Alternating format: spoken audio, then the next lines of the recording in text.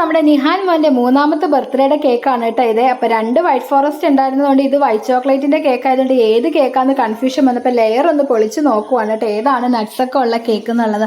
അങ്ങനെ അതും കണ്ടുപിടിച്ചതാ നമ്മൾ ഐസിംഗിലേക്ക് അങ്ങ് കിടക്കുകയാണ്. ഇതൊരു സ്പൈഡർമാൻ പ്രേമിയാണ് കേട്ടോ നമ്മുടെ നിഹാൻ മോൻ. മൂന്നാമത്തെ ബർത്ത്ഡേ ആണ്. എൻ്റെ സ്ഥിരം കസ്റ്റമറായ കുട്ടിയാണ് കേട്ടോ.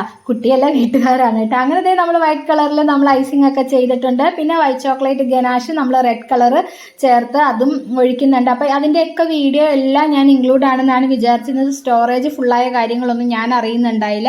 അങ്ങനെ ആ വീഡിയോയുടെ പകുതി ഭാഗങ്ങളൊന്നും ഇതിനകത്ത് കിട്ടിയിട്ടില്ല.